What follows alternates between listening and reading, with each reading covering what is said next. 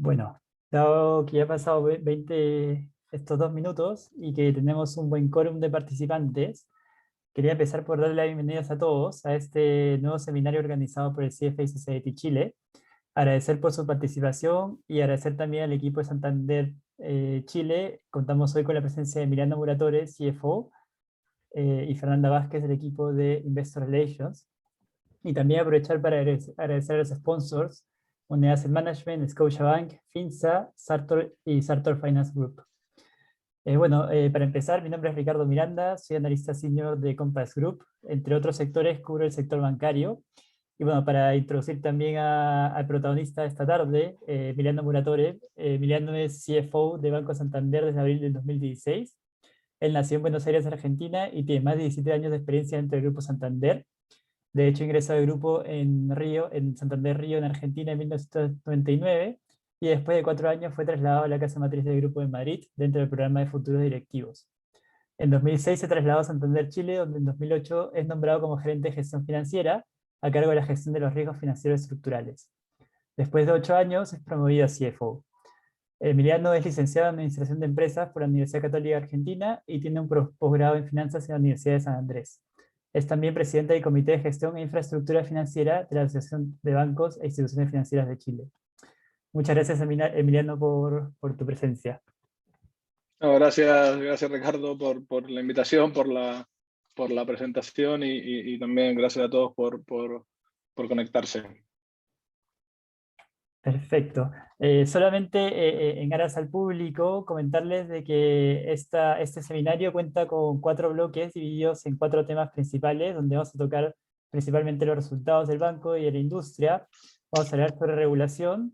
vamos a hablar también sobre la digitalización de la banca, un tema que se ha acelerado desde la pandemia, y finalmente vamos a profundizar sobre temas ESG específicos del banco.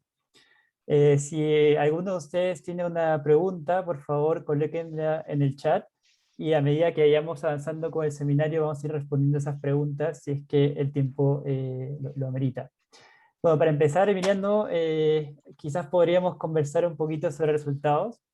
Me gustaría dar unas palabras introductorias. Bueno, sabemos que el freno de la actividad producto de la pandemia tuvo impactos significativos de manera transversal en todos los sectores de la economía. Y el sector bancario, de hecho, no fue ajeno a esto. Lo que vimos, en definitiva, es que las colocaciones netas del sistema decrecieron casi un 1% a diciembre del 2020, principalmente ocasionado por menores colocaciones de consumo, las cuales cayeron un 16%. Y la utilidad neta del sistema se contrajo un 54%, producto de menores resultados operativos brutos y mayores provisiones. Mientras que el ROE cayó de 12,1% en 2019 a 5,6% en 2020. En ese contexto, Santander Chile mostró resultados bastante resilientes, con una caída en utilidad de solo 6,3% y una contracción de ROE marginal de 1,7 puntos porcentuales a 14,3%. En ese contexto, Emiliano, quería preguntarte cuáles fueron las medidas tanto externas como internas que ayudaron al banco a sortear la crisis en el 2020. Gracias Ricardo por la pregunta. La verdad que, bueno, como decías vos, la verdad es que el año pasado fue un año como mucho mejor de lo que uno hubiera esperado, no sé, en junio del año pasado, cuando la pandemia llevaba ahí un par de meses. La verdad que no hubiéramos esperado cerrar un año como el que tuvimos, que fue un año como muy potente en el absoluto y sobre todo también en el relativo al resto de la industria. Vos dabas un poco las cifras de la industria agregada, de las cifras nuestras, destacamos en general en cada una de las líneas y también considerar que todo eso fue constituyendo, digamos, un volumen significativo de provisiones voluntarias. A día de hoy tenemos como 150.000 millones de pesos de provisiones que fuimos como constituyendo encima de las específicas y regulatorias para anticiparnos o en cierta manera para tener cierta flexibilidad ante un empeoramiento de la situación de la cartera. O sea, para poner en perspectiva, 150.000 millones de pesos son como 4, 5, 6 meses de provisiones normales pre-COVID. Y la verdad que fue, te diría que no, los factores como internos que yo creo que más nos diferenciaron fue la cercanía con el cliente, y la cercanía con el cliente partió a lo largo de toda de toda la pandemia a partir en gran medida de las soluciones COVID, o sea, de estar un poco cerca de nuestros clientes. Digamos, fuimos de los principales actores en trasladar las soluciones COVID a nuestros clientes. Estuvimos sí centrados en nuestra cartera, en los clientes que conocíamos, que ya eran como clientes del banco, y acompañándonos a través de la crisis y disponibilizando las soluciones que fue anunciando el gobierno, el banco y el Banco Central. Eso nos permitió mejorar nuestra calidad de servicio de cara al cliente. Cerramos el año con el NPS más alto de la industria y además el más alto de todos los años desde que medimos el NPS, digamos, a pesar de la crisis. Y el estar cerca el año pasado, más que nunca, bueno, y este año todavía, tiene que ver mucho con lo digital, porque lo físico, digamos, nosotros siempre hablamos y de nuestra estrategia digital, este tema de mezclar lo mejor de lo físico con lo mejor de lo digital, y poniendo un poco siempre nuestra red de World Cafés. Digamos que hoy ya tenemos más de 50 World Cafés en todo Chile como el flagship de la presencia física, pero bueno, los World Cafés, digamos, como el resto de los cafés, han estado cerrados en gran parte de todo este ciclo, y entonces la parte física del digital está como medio infraponderada en este contexto, y ahí todas las iniciativas digitales terminaron poniéndose un poco en valor, ¿no? Digamos, y ahí eso nos permitió ser número uno en captación de clientes durante el año, o sea, por mucha diferencia. Me imagino que los que sigan más la industria de ustedes estarán más familiarizados, digamos, pero el año pasado básicamente captamos 3 veces más cuentas correntistas que la suma de todos los otros bancos juntos, y eso fue en gran medida porque en el mes de junio lanzamos la primera cuenta corriente que bajo la marca de Santander Life,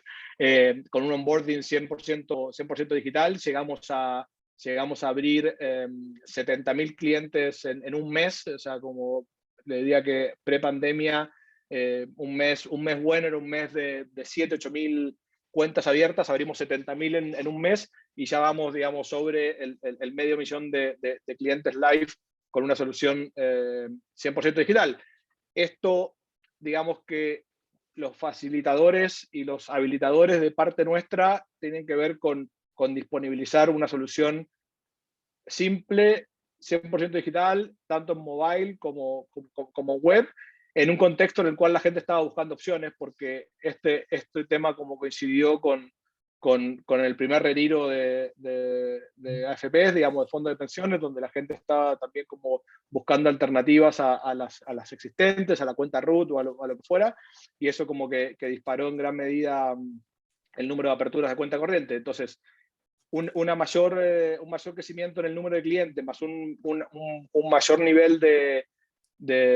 loyalty, de lealtad de los clientes con nosotros a través de un aumento en el NPS, nos llevó a que las cuentas corrientes y los fondos vistas crecieron sobre 40% el año pasado, ganando cuota de mercado. Digamos, de hecho, cerramos el primer trimestre de este año con la posición como número uno en saldos de cuenta corriente, que era una cosa que siempre como que aspirábamos y veníamos como detrás de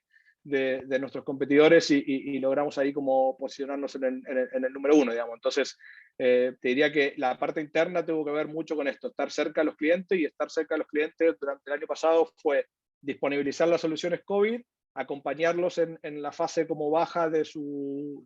ciclo de su negocio, digamos que en la gran mayoría fue el caso, y también estar con todas las soluciones digitales como muy disponibles, y continuando con la innovación. Esto, digamos que la parte externa, digamos que era una parte de tu pregunta, claro, tuvo un par de factores como bien relevantes, digamos. Uno te diría que es toda la intervención, sobre todo del Banco Central, digamos. Es verdad que también la CMF tuvo ajustes a los modelos de provisión y a la regulación del tratamiento de las carteras que ayudó a solventar. Al mismo tiempo postergó la entrada en vigencia de Basilea III un año como para quitarle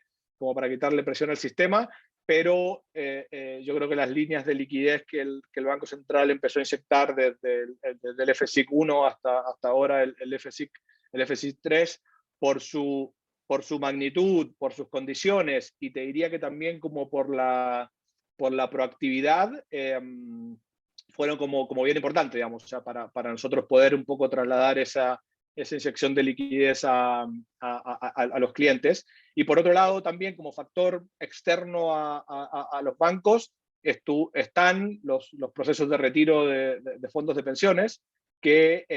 han sido un poco como game changer respecto a lo que, bueno, sumado al resto de ayudas del gobierno, ¿no? Digamos, pero al final de cuentas, esta crisis está siendo una crisis bastante impredecible desde el punto de vista de que no solo la calidad de cartera y no solo nosotros, digamos, también un poco el sistema está en niveles incluso mejores a los de precrisis, y es difícil imaginarse eso, digamos, con las cifras de crecimiento de PIB o con las cifras de empleo. Sin embargo, digamos, hay mucha liquidez en la calle, en las personas, por las ayudas y por los retiros de fondos de pensiones. Entonces, la verdad que nosotros hemos tenido un desempeño como muy destacable en lo underlying, digamos, en la parte del negocio bancario como puro y duro, retail, de cercanía de nuestros clientes, de transaccionalidad. Es verdad que el lending ex-COVID ha sido muy bajo el crecimiento, o incluso caída en el mundo de consumo, porque uno no debiera esperar que con este nivel de liquidez la gente se endeude, porque básicamente paga cash. Y entonces como que digamos que las tendencias subyacentes del negocio nuestro han sido muy buenas,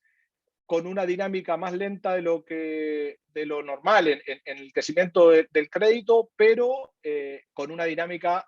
sorprendentemente buena en lo que es calidad de cartera, comportamiento de pago, mora y cobertura. Nosotros, al igual que otros bancos en Chile y en otros países, no quisimos y no queremos tampoco hacer de cuenta que estamos en la anticrisis, porque igual la situación, digamos, no deja de ser preocupante, y todavía no es que haya tampoco claridad sobre el momento de la salida, y por eso la estrategia de constituir por provisiones voluntarias, digamos, como lo que tratamos a veces de transmitirle al mercado es, si bien los números están ahí, digamos, si no hay nada, digamos, de ficción detrás, pero mostrar costos de crédito, mostrar número de comportamiento de cartera significativamente mejores a los pre-crisis, digamos, que era una fase también relativamente benigna del ciclo, tampoco era algo que nos dejaba como muy cómodos, y por eso hemos optado por las provisiones voluntarias como cierta manera, como cierto buffer de decir, bueno, igual si vemos el costo de crédito, al menos a un costo de crédito normal, porque igual esta crisis tampoco es que termine, ¿no? Entonces, la verdad y la derivada del retiro de fondo de pensiones más las ayudas del gobierno vino por el lado de la inflación, ¿no? Digamos que al final de cuentas, como sabemos, digamos, bueno, ha habido un proceso como de cierto inflación en todos los países del mundo. En Chile no fue la excepción, digamos. O sea, la verdad que a principios de año, para los que siguen más de cerca, a principios de año las expectativas de inflación para el año completo estaban incluso no muy por encima del 2%, y después terminamos como por encima del 3%, con el segundo semestre teniendo un acelerador muy fuerte, digamos, en gran medida por el boom de consumo producto de los retiros. Y esto, si bien es una derivada de segundo orden, si quieren, porque viene del consumo, viene un poco la actividad, pero para los que también siguen los bancos, la exposición a la inflación y a la UEF de los balances de los bancos hace que el margen sea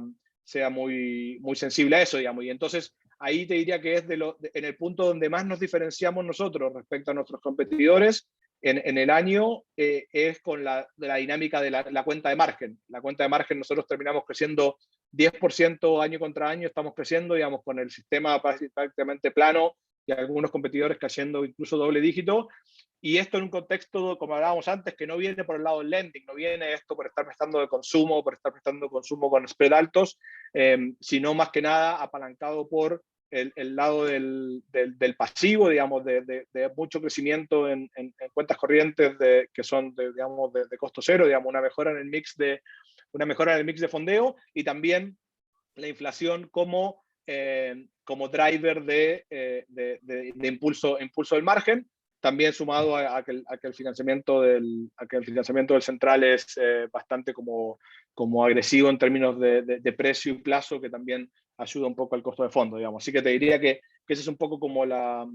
combinación de cosas como internas y externas que nos permitieron estar donde estamos ahora, que como les decía, estamos mucho mejor. Para que se den una idea, nosotros cerramos el primer trimestre de este año con ROE sobre el 20%, también lo habíamos hecho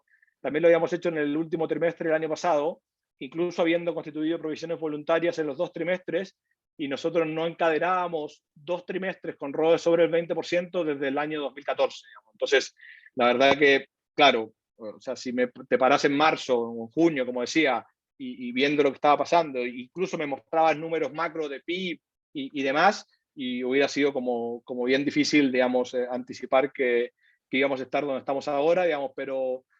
como les decía, yo creo que nos fuimos preparando en tener como los habilitadores y las distintas como iniciativas listas que pagaron mucho en este contexto. Y Emiliano, si me permite volver un paso atrás, tú Mm. decías de que al final la cercanía a los clientes y este proceso de digitalización les ayudó un poco a sortear la crisis, pero de todas formas, como que yo imagino que el proceso de transformación digital interno del banco no empezó el 2020, sino años atrás. Entonces, como qué cualidades también específicas les otorgó el hecho de poder afrontar la crisis más fácilmente que quizás el resto de la industria.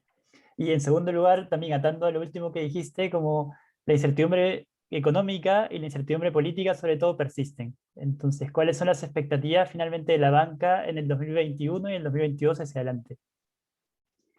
A ver, o sea, efectivamente, como decís vos, el tema digital de todas maneras no partió el año pasado. Lo que sí es cierto, como les ha pasado a todos, es que se aceleró bruscamente, digamos, al final de cuentas se generó un proceso de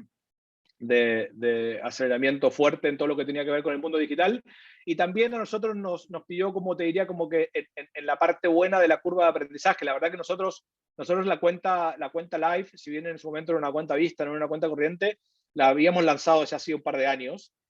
con un onboarding 100% digital, pero no tan potente como el que tenemos ahora, y bueno, y ahí están los números como ejemplo, ¿no? Digamos, al final de cuentas, toda la curva de aprendizaje que tuvimos desde el punto de vista de simplicidad en el proceso de onboarding, de realmente hacerlo lo más seamless posible de cara a los clientes y tener sensible esta cosa que se dice mucho, pero no solo se dice, sino que pasa en la práctica, como que cada clic extra que obligas a alguien a hacer en un proceso de onboarding es gente que se va quedando por el camino porque no avanza con el proceso. Y entonces la verdad que a nosotros nos agarró como muy maduros en eso, y nos permitió en junio, en plena crisis, lanzar el proceso de cuenta corriente digital con el éxito que les comentaba. Y cosas que sí nacieron como a partir de la crisis, y yo te diría que quizás es como uno de los aspectos como casi beneficiosos de la crisis, es que nosotros, hablo por Santander, la verdad que no sabría si es un poco el caso del resto, digamos, pero nosotros en todo el negocio de empresas, y principalmente en PyME, te diría que siempre íbamos como un poco por detrás en lo que tenía que ver con las soluciones digitales. La verdad que nuestro Office Banking, digamos, que es la opción de digital para empresas, digamos, y sociedades, todavía hoy está como por detrás de nuestro home banking, tanto web como en el app, y en lo que tenía que ver con oferta de créditos comerciales a pymes y empresas, había poco y nada de soluciones como digitales end-to-end accesible a los clientes. Pero claro, nos encontramos con todo este flujo de COVID, de la programación y de originación COVID, que no teníamos absolutamente ninguna chance de hacerlo de forma manual, digamos. O sea, esto iba a ser como un colapso, o sea, un fracaso como con probabilidad 1, salvo que sea 100% digital, y nosotros al final de cuentas nos permitió desde abril, cuando empezamos con las soluciones COVID hacia acá, hacer un catch-up muy significativo en el mundo empresas, que hasta ahora veníamos como más lento, como de cierta manera, como dejando rezagado con otras prioridades, y la crisis no nos dio opción y lo hicimos, y yo creo que vamos bueno, lo estamos viendo, digamos, ya en la parte transaccional de empresas y de cuentas corrientes, pero nos va a permitir digamos, poner la solución del mundo al mundo empresas mucho más a la altura de lo que tenemos para el mundo individuos, porque es lo que la crisis nos obligó a hacer. Tenemos, al final de cuentas, todo el trabajo que veníamos haciendo desde la metodología Agile en lo que tiene que ver con desarrollo de software, digamos, y nuevos desarrollos, también nos agarró con un par de años de rodaje y entonces como que pudimos escalarlo, digamos, y escalarlo de forma rápida, bueno, con la gente trabajando desde la casa, como bueno, ha sido el caso de la gran mayoría de las empresas, digamos. Así que eso te diría por la parte digital. En lo que tiene que ver con el tema como de perspectiva, la verdad que está como bien difícil el mundo en general, digamos, y Chile en particular, con todo estas evoluciones políticas de los últimos tiempos, el resultado de las elecciones, digamos, que claramente estaba como por fuera de lo que esperaba prácticamente todo el mundo. Por lo tanto, claro, nosotros estamos como relativamente como constructivos, te diría que por los próximos 12, 18 meses, por la pura aritmética y bases de comparación y todo, digamos, es bastante fácil pensar que el PIB este año va a crecer quizás hasta el 7%, y bueno, eso siempre es como buena noticia, digamos, y que la parte de empleo también mejore en el margen. Teníamos como también perspectivas como de inflación relativamente altas, hasta que bueno, apareció el proyecto de rebaja del IVA, que ahora le puso como una cuota de incertidumbre a eso, digamos, en la medida que se apruebe o no, y cuál sea un poco el traspaso a precio final. Pero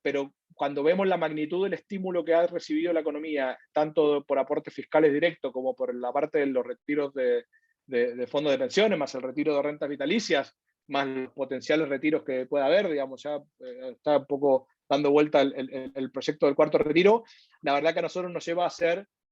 como optimistas para el 21 y para el 22 respecto a que podemos llegar a mantener un estado como similar al que tenemos. Cuando digo similar al que tenemos es poca demanda por crédito de consumo, muy buen comportamiento de cartera, mucha liquidez en las familias, por lo tanto, alto crecimiento en la parte de cuentas corrientes y de pasivo, y la inflación, que si bien potencialmente tendría este one-timer de la reducción del IVA que lo tiraría abajo, la verdad que todas las tendencias subyacentes, ya sea desde el punto de vista de consumo, ahora incluso el tipo de cambio rebotando, más estrechez de las cadenas de suministro, más el proceso un poco inflacionario que está pasando en todo el mundo, digamos, incluido Estados Unidos, creemos que la inflación, una vez, digamos, despejado el tema del IVA, también va a ser como un soporte para el tema márgenes, digamos. Es cierto que el lado quizás como malo en ese horizonte de tiempo va a venir por el ciclo de suba de TPM, que uno debiera esperar que el Banco Central empiece hacia fines de este año, principios del próximo, digamos, y eso, dado la estructura de balance, al menos nuestra, va a hacer que tengamos una presión en márgenes por el lado del repricing de toda la parte de pasivos de corto plazo, ya no sé, de depósito a plazo y demás. Entonces, eso sería como una de las fuentes como de compresión de márgenes, pero por otro lado, sería bueno que eso pasara, digamos, al final de cuentas. Si el central sube la tasa y empieza a subir al ritmo que, bueno, a mí me cuesta pensar que vaya a subirlo al ritmo que está hoy descontado, quizás en las curvas swaps, digamos, que se ve como un poco, quizás demasiado empinada la trayectoria, pero bueno, si se diera incluso por debajo de ese ritmo, implicaría que efectivamente la recuperación está como consolidada, digamos, y que el central empieza un proceso de normalización, lo cual, digamos, que sería auspicioso o beneficioso, digamos, por el subyacente de lo que está pasando. Te diría que nuestros grandes como signos de interrogación o preocupaciones es qué pasa cuando se acabe todo este efecto de shot de liquidez que recibió la economía, que creemos que, como te digo, va a perdurar un buen rato, pero que seguramente hacia finales del próximo año ya eso va a ir desapareciendo, y ahí un poco quedará lo que la espuma deje, digamos, de realidad como económica de las familias, que yo creo que van a terminar con un balance al menos en el corto plazo, más fortalecido, con menos endeudamiento, con menos carga financiera. Es verdad que el problema de las pensiones está ahí, o sea, está ahí. Lo que pasa es que cuando digo está ahí, es que en realidad que está varios años adelante. Digamos, eso tampoco hay que olvidarse, digamos, pero te diría que la parte como más mediano y corto plazo, refiriéndome de acá a finales del 2022, somos relativamente constructivos, aunque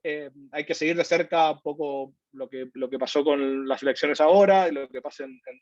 las primarias, primera vuelta, digamos. Yo creo que todo ese tipo de factores obviamente van a ser muy relevantes. Sin embargo, como te decía recién, el shock de liquidez ha sido y es tan grande que yo creo que en este horizonte de 12, 18 meses eso va a ser lo que va a mandar como soporte. Lo que pasa que, claro, después que se vaya un poco ese efecto, lo que va a quedar es el underlying, y el underlying dependerá mucho de lo que esté pasando con la inversión, con las expectativas económicas, el sentimiento de los empresarios, y todo ese tipo de cosas, obviamente, van a estar como bien influidas por lo que esté pasando en el ciclo Perfecto. político. Ya, perfecto. Mire, pasemos quizás al segundo tema de nuestra conversación, Dale. en medida que el tiempo va pasando. Y bueno, la parte que es una parte también bien importante, que igual lo habías mencionado, que es la parte de digitalización. Y quizás aquí me gustaría ser mucho más específico y preguntarte finalmente, de estos productos que ustedes han lanzado, sobre todo Santander Life, y en base a que también hay un incremento de la competencia de productos digitales por otros bancos, ¿qué es lo que los diferencia con Banco Santander de estos otros productos? Mira, yo te diría que, o sea, de cara a los clientes, yo creo que nosotros, la cuenta Santander Life, primero es una cuenta corriente, ¿no? Digamos, y la cuenta corriente, digamos, yo creo que tiene como un posicionamiento eh, distinto en la percepción de la gente, ¿no? Digamos, o sea, como que la gente que ha buscado siempre una alternativa a la cuenta Vista o a la cuenta Root, creo que tiene un componente como aspiracional hacia la cuenta corriente. Y yo les diría que la cuenta Live es un ejemplo incluso de regulación a la inversa, le llamo yo, digamos. ¿En qué sentido, digamos? Y es que básicamente hoy la CMF ya sacó la normativa que básicamente habilita la posibilidad de abrir una cuenta corriente sin chequera. La verdad que la cuenta Live es una cuenta Live que es una cuenta corriente que con la regulación anterior, si la gente pedía la chequera estaba disponible, digamos, pero claramente en el mundo actual, y ni hablar en el mundo COVID, a nadie le interesa mucho el tema de la cuenta corriente, pero bueno, pero digamos que a partir de nuestra experiencia, el regulador como que reguló y creó el concepto de cuenta corriente sin chequera. Y entonces al final tener una solución en formato cuenta corriente que te abre el abanico a todo el banco, digamos. Hoy hablamos y se escucha mucho de planes de que no, ¿sabes qué? Tal cuenta va a ser el próximo año un banco como full digital. La verdad que la persona que abre la cuenta Live ya entra un banco 100% digital, digamos. Tiene desde su app o desde la web básicamente toda la gama de productos, desde crédito hasta inversiones en función de su perfil y sus preferencias. Y yo te diría que de cara al analista, a los inversores, digamos, a los accionistas, la principal diferenciación es que tiene un costo como en torno a 2.500 pesos al mes. Y entonces, claro, como, ¿qué tiene de eso de diferenciador? O sea, yo creo que tiene la prueba más ácida, que es la disposición a pagar de la gente por ese producto. Y nosotros la estamos viendo, y lo estamos viendo, como les digo, en números que han llegado a ser 70.000 cuentas en un mes, y estamos en un running de entre 30 y 40.000 cuentas al mes de gente que entra y está dispuesta a pagar, y cuando está dispuesta a pagar, obviamente nadie paga como por nada, sino porque te entra un poco al abanico de todo el potencial del banco, desde el tema de tarjetas de débito, cajeros automáticos, toda la operatoria digital. Y eso me parece que es un factor como diferenciador. O sea, nosotros tenemos un costo de adquisición en el mundo live que está en torno a los 800 pesos, digamos, de costo de adquisición de cliente. Y como les digo, ya el primer mes el cliente, digamos, parte como cubriendo su propio costo de adquisición con lo que paga en comisiones. Y nosotros creemos que tiene que ver con poner en valor lo que le estamos ofreciendo, digamos, como que la verdad que dar las cosas como gratis es relativamente fácil, pero después, como todo modelo de negocio sin comisión o sin modelo de ingresos directo, te genera un poco el desafío de la amortización. O sea, de decir, bueno, ok, ¿cómo termino como monetizando esto? Y en el caso de Live, ya parte como ese tema como mucho más robusto y te abre la gama, el resto de la gama de productos, digamos, ya sea la operatoria en dólares, ya sea la operatoria de envíos y recibo de fondos desde el exterior, todo el mundo de inversiones y ahorros automáticos. Entonces, como te diría que nuestra principal diferencia es eso, es disponibilizar una cuenta corriente a todo el mundo sin requisitos de renta ni nada, que sea un onboarding que dura como unos 6-7 minutos en 100% digital y que te abre todo el banco a partir de ese onboarding. Y la prueba de fuego es no solo la cantidad de clientes que lo están tomando, sino que son clientes que están entrando sabiendo que tiene un costo y están dispuestos a pagarlos, y el nivel de satisfacción que nosotros tenemos en Live es de los más altos que tenemos dentro de nuestra gama de clientes, digamos. Por lo tanto, creo que es como la combinación perfecta, digamos, o sea, poner algo que la gente valora, que está dispuesto a pagar y que lo paga feliz y que tiene como buena satisfacción a partir de lo que ofrece, de lo que recibe en contraposición a lo que paga. Perfecto. No, perfecto. Y queda claro que al final también la aplicación ofrece un abanico de opciones que no solamente compite con los grandes bancos, sino con otras fintech. Como decías, este uso de remittances o probablemente opciones de inversión. Sí, a ver, es un poquito como, la verdad que nosotros se habla mucho de ecosistema, ¿no? Y de estos de efectos de plataforma y efecto red. Y bueno, nosotros también un poco buscamos eso, ¿no? Digamos, al final de cuentas, lo que pasa que te diría que quizás lo diferenciador de nuestra posición es que no es un long shot tan grande del hecho de decir, che, ¿sabes qué? Partamos con un modelo que quema caja o con un modelo como con costo marginal negativo por un periodo de tiempo y después vemos cómo escalarlo, sino que fuimos capaces de hilvanar un esquema a escala. O sea, a ver, estamos hablando de que nosotros hacia finales de este año vamos a terminar con el doble de cuentas corrientes de las que teníamos a junio del año pasado, ¿no? O sea, como al final de cuentas es como en un año y medio vamos a haber creado un nuevo banco por el lado. Y entonces, claro, eso es como otra escala, digamos, es como un cambio de juego radical, y creemos que lo logramos conseguir a partir de disponibilizar algo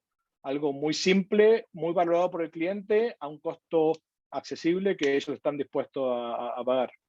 Mm. Pero ahí igual imagino que hay ciertos riesgos mirando a que la competencia cada vez se pone más dura y pensando que también los competidores pueden otorgar productos similares quizás a bajos costos de mantención. Entonces, ¿cuál sería desde el punto de vista del banco como la segunda derivada de Santander Life? ¿O cómo va finalmente fidelizar a este grupo de clientes para que se integre más al banco? Sí, a ver, como lo que decíamos recién, digamos, al final de cuentas termina siendo más importante como el ecosistema y el resto de piezas que hay alrededor de la cuenta Live, llamémosle, más que la cuenta en sí, ¿no? Y nosotros, la verdad que tenemos como todo el abanico de soluciones desde el mundo, obviamente, del crédito, tanto consumo como la parte de tarjetas, tanto de crédito como débito, todo el mundo de inversiones, todo el mundo transaccional dentro de Chile, el mundo de financiamiento de coches con Santander Consumer, ni hablar con toda la parte del ecosistema hipotecario en el cual somos líderes, y a eso sumale el mundo GetNet, ¿no? Digamos que al final de cuentas nosotros al salirnos de Transbank y a entrar a competir con nuestro propio modelo de adquirencia, es un elemento diferenciador. Somos el único player hoy de los bancos que está con su propio adquirente. Ya tenemos a día de hoy más de 20.000 POS instalados en 2 meses, digamos, o sea, un poco tenemos como más o menos como el 10% de los POS que tiene Transfac hoy después de 2 meses. Eso demuestra de vuelta un poco la potencia de nuestra solución, la necesidad por parte de los comercios de tener una alternativa a Transbank, y te pone una pieza más en el ecosistema que es todo el mundo de adquirencia, porque al final de cuentas, acá se habla mucho del tema del Big Data y todo el valor de la información, digamos, que definitivamente es hacia donde va los modelos de negocio en el mundo financiero,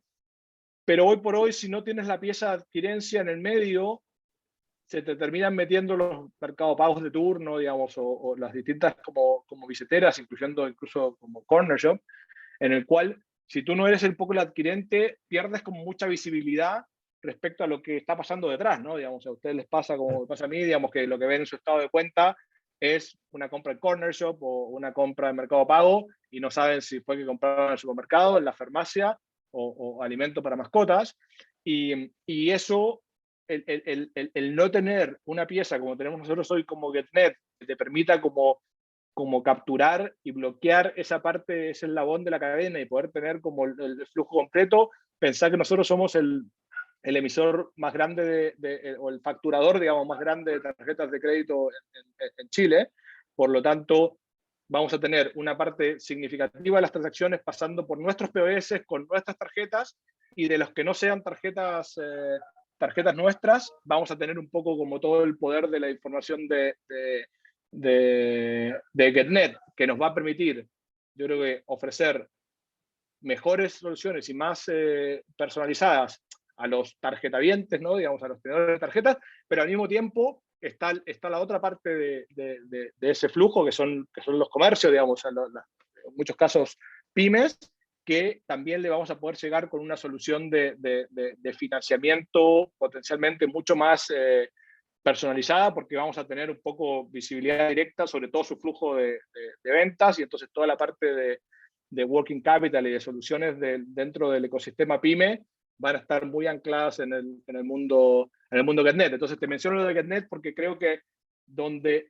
yo me siento muy cómodo y muy robusto, la competencia está ahí, es bienvenida, y bueno, yo creo que con nuestra movida en adquirencia es el mejor ejemplo de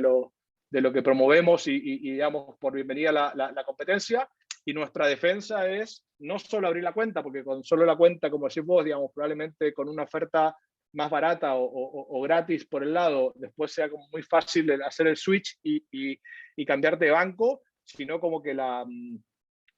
defensa o la protección viene en fortalecer el ecosistema y el resto de nodos, que va a hacer que la gente prefiera mantenerse dentro del ecosistema Santander y no cambiar, digamos, a otro banco donde va a perder el resto de nodos, ¿no? Perfecto. Perfecto, Emiliano. Mire, ya pasemos quizás al siguiente tema, que es la parte regulatoria. Y mira, yo tengo un montón de preguntas más que hacerte con varios temas anteriores, pero por honor al tiempo igual habría que ir pasando por los siguientes. Y bueno, el primer tema que quizás va a marcar un poco la pauta de los bancos en los próximos años es la implementación de Basilea III, que debería ejecutarse desde el 1 de diciembre de este año y terminar de ejecutarse el 1 de diciembre del 2025. Quizás a manera introductoria, si pudieras comentarnos brevemente como qué cambios relevantes introduce Basilea III con respecto a la Ley General de Bancos anterior. Y al final, si te pudieras también darnos una especie de color de cómo crees que, o cómo ustedes como banco ven que la regulación se aplica en Chile, a diferencia de otros países como en Europa o países que ya han implementado Basilea III. Sí, bueno, a ver, yo diría que también por hacerlo lo más resumido posible, o sea, Basilea III cambia significativamente la regulación desde el punto de vista de solvencia de los bancos, en el sentido de que uno te pide más capital, o sea, los mínimos que te piden son mayores, y al mismo tiempo te pide capital de más calidad, te pide como más core capital, te pide estos bonos híbridos perpetuos. Hay ahí una pregunta en el chat referido a eso. Entonces te pide más capital, te pide el capital porque te sube los mínimos, te aumenta un poco la calidad del capital y te cambia la medida en la cual calculan los activos ponderados por riesgo, o básicamente el riesgo que tiene tu balance. Hasta ahora se medía solo el riesgo de crédito, a partir de ahora entra el riesgo operacional y el riesgo de mercado también. La verdad que para nosotros, como banco, para el sistema, bueno, se habrán visto las noticias, el Banco del Estado lo van a capitalizar, digamos, y hay también un par de bancos que han pasado por aumentos de capital, digamos, y otros que probablemente pasen en el futuro. A diferencia nuestra, nosotros ya veníamos con un nivel de capital bastante alto sobre la media, lo cual hace que esta suba de mínimos que hace Basilea III no sea binding para nosotros. Nosotros, por ejemplo, Basilea, entre otras cosas, introduce un cargo por banco sistémico. Nosotros ese cargo sistémico ya lo traíamos, o sea, entonces hay varias cosas que no son binding para nosotros. Por lo tanto, Basilea III, nosotros quiero conectar un poco con la segunda parte de tu pregunta. Nosotros, si nos preguntabas hace 2 años, siempre con Fernando teníamos una lámina que usábamos mucho que se llamaba como la oportunidad de Basilea III, porque nosotros cuando comparábamos cómo se veía nuestra foto de capital local en Chile, en Basilea I, con la foto que se veía en Basilea III, versión europea, que básicamente la calculamos todos los meses para nuestra parent company, veíamos que nuestros ratios de capital tenían que subir, o sea que en Basilea III nosotros teníamos una foto de capital mejor y eso nos daría espacio a crecer más, a pagar más dividendos, bueno, a hacer lo que se decidiera hacer con ese capital. La verdad que, dado que la versión chilena de Basilea III que se va a implementar está en el rango conservador de toda la gama que uno ve en Basilea III, tanto en el cómputo de activos ponderados como en el Pilar 2, como incluso en el cargo sistémico, digamos que pasó de ser un neutro para nosotros, como veíamos en su momento que era de neutro a positivo, ahora quedó como neutro. Básicamente nos vamos a quedar con un ratio de capital parecido al que tenemos, que como les digo, nos deja como holgados respecto a los mínimos, así que no va a ser un tema como relevante para nosotros. Pero yendo a tu pregunta, creo que sí va a ser un factor a tener en cuenta por algunos bancos de los grandes que tienen cargo sistémico por ser grandes y 2, tienen puntos de partida más bajos en su base de capital, que básicamente, bueno, tendrán que arreglar como ya sea vía ajustar el crecimiento, aumentos de capital o reducciones de balance. Así que también desde el punto de vista de entorno competitivo, lo vemos como un favorable para nosotros. O sea, creemos que en el comparativo estamos como mejor parados que algunos de nuestros competidores. Y segundo, es, para mi gusto, bastante incontrastable que el framework que se terminó eligiendo en Chile está en la gama conservadora de la gama de los Basilea 3/4 que hay dando vuelta. Claro, perfecto. Y mire, igual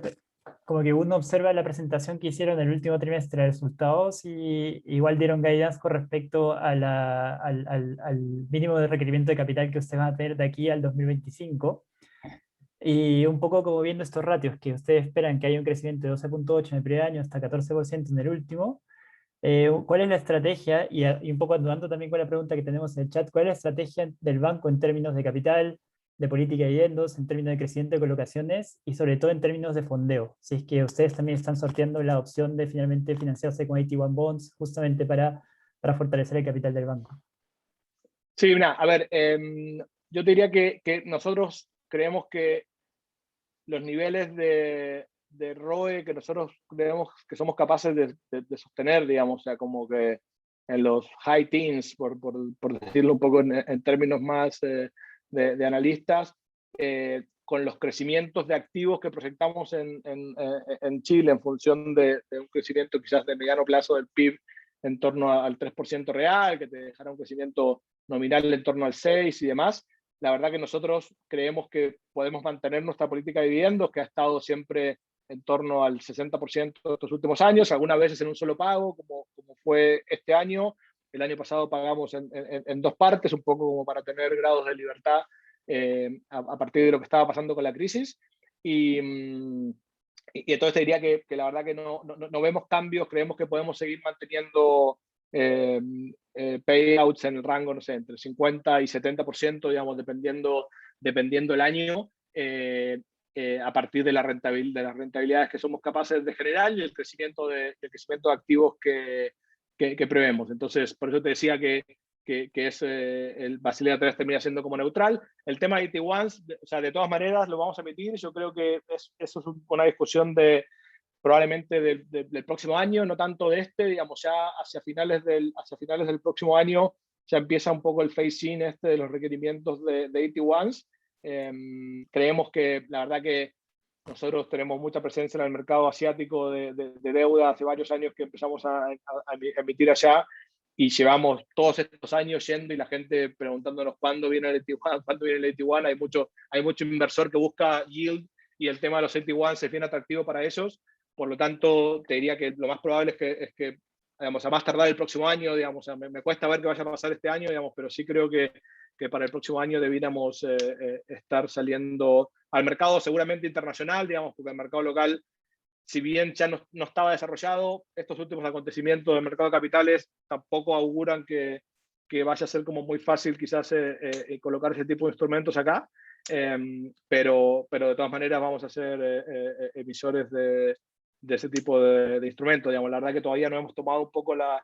ventaja de la ley, es que te da como la flexibilidad de ir con distintos formatos, tanto como convertible a equity o como permanent write down o temporary write down, o sea, como que tenés como mucho flex a la hora de la estructura. Aún todavía no decidimos por qué estructura nos vamos a ir, pero es algo a trabajar en los próximos meses. Perfecto. Y bueno, pasando también por el lado regulatorio, porque lo último que hemos visto es esta nueva regulación sobre las tasas de intercambio máximas a ser cobradas para los emisores de tarjetas. Yo sé que ustedes también tienen cierto estimado de cuánto podría esto impactar a las operaciones,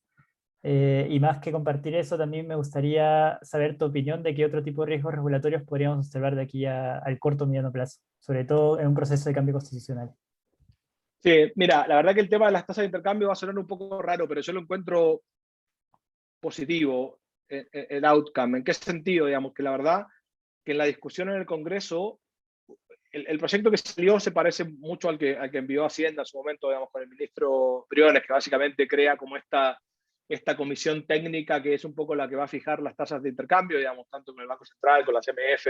Hacienda y la Fiscalía Nacional Económica y demás. ¿Y por qué digo que me parece positivo? Digamos, porque una de las cosas que se ha visto mucho en estas últimas discusiones parlamentarias es que los argumentos técnicos no tienen mucha resonancia y no se termina un poco legislando quizás como guiado por otro tipo de drivers. Y acá en el medio se presentaron indicaciones que fijaban las tasas de intercambio al 0,5 para débito y al 1 para crédito, un poco, no sé, como o porque sí, o viendo un poco la realidad de otros países, digamos, pero bueno, la verdad que el hecho de que el proyecto final, digamos, haya dejado de lado esas indicaciones que la fijaban un poco de facto y lo haya dejado abierto a una mesa básicamente técnica como la que se termina conformando, me hace ser como optimista respecto a que a la hora de fijarlas se va a considerar el razonable equilibrio, digamos, porque el equilibrio no es tan sencillo, digamos, la verdad que, claro, sale fácil decir, no, queríamos tasas de intercambio bajas, porque si las tasas de intercambio son bajas, entonces los MDRs de los comercios van a ser bajos y la gente, los precios que pagan los consumidores van a bajar y todo muy lindo, pero si las tasas de intercambio son muy bajas, los emisores no tienen interés, no tienen como el modelo de negocio para emitir tarjetas y por más POS que haya, si la gente no tiene tarjetas en los bolsillos, tampoco se termina cerrando el círculo y al revés, ¿no? Digamos, si las tasas de intercambio son muy altas, los emisores ganamos como mucha plata, estamos muy contentos, emitimos muchas tarjetas, pero para el comercio es muy caro vender con tarjeta y no hay POS y la gente tiene tarjetas en los bolsillos y no tiene dónde usarlas, ¿no? Entonces, yo creo que es una discusión meramente técnica. Confiamos en que lo que va a salir de este panel va a recoger un poco este sano equilibrio. No sé qué tan distintas terminarán siendo a las que tenemos hoy. Creo que los trabajos que hacen las marcas es un trabajo de vuelta. Lo que decía, las marcas son parte interesada en que este circuito de los medios de pago funcione. O sea, ellos no tienen un interés particular en beneficiar al emisor, porque si benefician al emisor, pero los tenedores de tarjetas no tienen dónde usarla, tampoco les sirve, digamos. Entonces, la verdad que a veces quizás se demoniza un poco o se cree que en el fondo, no sé, como que las marcas están como o del lado del emisor o del lado del adquirente, cuando en realidad las marcas son de los principales interesados en que haya cada vez más transacciones con tarjetas de crédito. Por lo tanto, yo estoy como optimista, no sé qué tanto se terminarán pareciendo, pero también es cierto que nosotros como nuestro negocio emisor, que al final va a ser lo que va a impactar más de lleno las tasas de intercambio, que es lo que recibimos por las compras que hacen nuestros clientes con nuestras tarjetas, también es cierto que cambios en las tasas de intercambio te llevan a repensar otras partes del negocio, ¿no? Digamos, en el sentido de las millas o los descuentos que entregás, o sea, como que toda esa parte es parte del ecosistema de medio de pago, que en la medida que el ingreso por tasa de intercambio cambie, te va a llevar a ajustar el resto de patas de negocio para hacerlo como sostenible. Así que te diría que yo me quedé no sé, como positivo a partir de lo de tasa de intercambio, por esto que te digo, que siento que prevaleció un poco la mirada técnica y se dejó en decisión de este panel de expertos, más que fijarlas un poco de facto a los niveles que en algún momento se habían propuesto, digamos. Sí, y por el resto de temas como regulatorio, bueno, ya hablamos de Basilea 3, que es como creo que el cambio más directo y evidente para el tema de los bancos, digamos, que va a marcar muy de lleno. La verdad que ahora despejado el tema de las tasas de intercambio, no es que veamos como temas que estén hoy en la agenda que discutiéndose que nos preocupen particularmente, digamos, o sea, como el tema que hablábamos de la rebaja del IVA, digamos, no es un tema regulatorio de los bancos, pero bueno, va a ser un cambio potencialmente que va a impactar en la inflación y eso va a impactar en la cuenta de resultados. Y el contexto que vos decías de Asamblea Constituyente, yo creo que abre un poco interrogante respecto hacia dónde se va a ir, digamos, quizás el tema de la autonomía del Banco Central y el rol del Banco Central es quizás la discusión que impacta como más de cerca o más de frente a los bancos, digamos, habrá que ver cómo evoluciona esa discusión en la convención, pero te diría que nosotros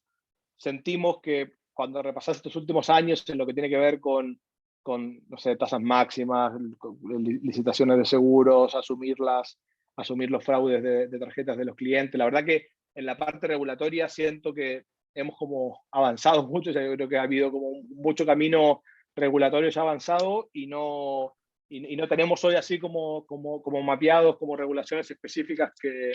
creamos que puedan salir más allá de estas que ya comentamos. Perfecto. Perfecto, Emiliano. Mira, y ya para pasar al último bloque, quizás comentar un poquito sobre temas ESG. Y si pudieras comentarnos quizás los avances que ha hecho el banco justamente para cumplir con todas las demandas que nuevos inversionistas están como que demandando también a sus emisores en términos de sostenibilidad. Sí, a ver, nosotros sí, la verdad que, bueno, como todos, sentimos que el tema ESG llegó para quedarse y cambió radicalmente un poco la forma de hacer negocios y de comunicarse con la comunidad inversora. Nosotros hemos hecho varios cambios, digamos, la verdad, esto es un poco autobombo, digamos, pero les recomiendo para los que no lo hayan visto, digamos, ver la memoria nuestra de este año, digamos, o sea, claramente es la mejor memoria que hemos hecho hasta ahora, digamos, un informe integrado 100%, digamos, con el informe de sostenibilidad, digamos, y toda la mirada como holística del banco, digamos, antes lo teníamos un poco como separado, digamos, hemos cumplido con muchos de los nuevos estándares que se han impuesto, digamos, hemos logrado entrar al índice de Emerging Markets del Dow Jones Sustainability Index, digamos, tenemos la ambición de pasar al índice mundial este próximo año, digamos, y creemos que lo vamos a conseguir. Hicimos este año nuestra primera emisión de bono social, digamos, que fue un bono pyme mujer que hicimos con un inversor asiático primero, digamos, con un inversor americano al día siguiente. Trabajamos mucho en lo que tiene que ver con nuestra propia huella, digamos, en lo que tiene que ver con consumo de energía, con consumo de papel, pero tampoco nos quedamos ahí, sino que también avanzamos en ayudar a nuestros clientes y eso es una de las cosas que queremos como avanzar mucho. Nosotros, para los que son clientes nuestros y para los que no lo son, les recomiendo que se hagan, digamos, tienen la opción de todos los meses de neutralizar su huella de carbono a partir de lo que gastan con sus tarjetas de crédito, o sea, la gente ahí puede entrar y puede comprar ya sea bonos de carbono o certificados a organizaciones sin fines de lucro que se logran como compensar la huella, digamos, todo ese proceso está como auditado y ahora habrán visto probablemente el fin de semana una campaña en prensa que estamos como muy fuertes en el segmento PYME, ayudando a que nuestros clientes sean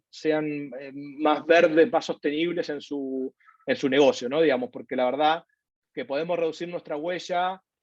y avanzar mucho en eso, podemos poner mucho en el mundo de financiamiento verde, como tenemos proyectos emblemáticos como Cerro Dominador que hemos financiado nosotros, pero al mismo tiempo, si después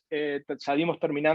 financiando a una pyme o a varias pymes que contaminan mucho, digamos, como que al final de cuentas se va a caer todo como un castillo de naipes, y Claro. por lo tanto creemos que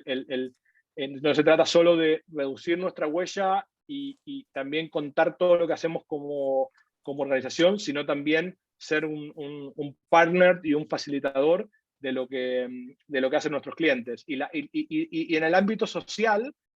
la asignatura que creo que es clave para nosotros tiene que ver con la educación financiera, que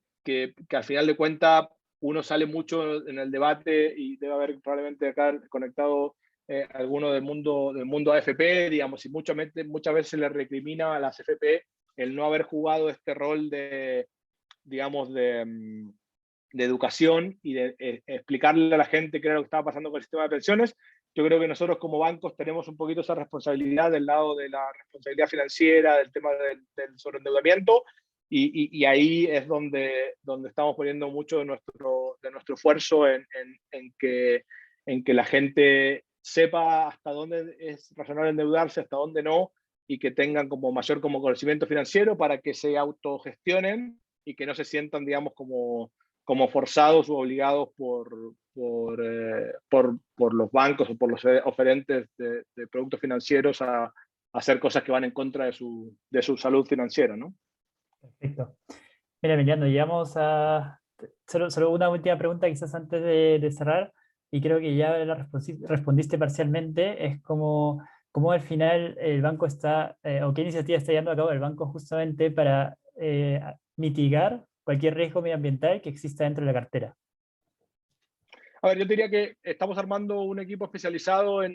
dentro del mundo de riesgos, digamos, que son los que, bueno, básicamente aprueban las operaciones de crédito. Entonces, estamos ahí como generando los equipos con el know-how suficiente para hacer un poco la evaluación medioambiental de cada una de las operaciones que pasan por ahí. Eso en el mundo de empresas te diría que es más fácil, digamos, en el sentido que, claro, son operaciones que se ven uno a uno, digamos, donde hay como un proceso. Entonces yo diría que ahí básicamente se trata de poner este flujo, poner una evaluación medioambiental de la operación y del cliente, ¿no? Digamos, tener como esa doble mirada. Te diría que donde está el desafío más grande que te mencionaba recién es cuando te vas al mundo más retail, al mundo pymes, donde estás hablando de decenas de miles de empresas, donde las decisiones son más estandarizadas, son más como de machine learning, más que de evaluación crediticia uno a uno. Y ahí es donde está un poco el desafío de incluir este tema de las nuevas tecnologías y el machine learning como método para tomar distintos inputs, que no sea un poco ir a visitar la empresa y ver qué tanto contamina, y que nos permitan hacer una mirada como ESG de ese negocio, digamos. Diría que ahí es donde tenemos como quizás el mayor trabajo para hacer de llegar al mundo más capilar, más retail, con una mirada en el ámbito ESG. Perfecto. Bueno, Emiliano, muchísimas gracias por tu tiempo. Ha sido una hora llena de conocimiento, igual hay miles de preguntas más que responder, como siempre. Pero también gracias a CFA Society y también a los sponsors Monedas en Management, Scotiabank, Finsa y Sartor Finance Group. Y bueno, imagino que será para la próxima vez, Emiliano. Dale, sí, no, feliz, lo repetimos ahí cuando quieras, digamos, gracias a todos los que se conectaron, digamos, y gracias también a Fernanda de mi equipo que me ayudó a preparar esto, y a ustedes por la invitación, digamos, lo repetimos cuando quieran. Muchísimas gracias. Gracias ¿Ok? a los también. Que estén bien, cuídense. Chao. Chau.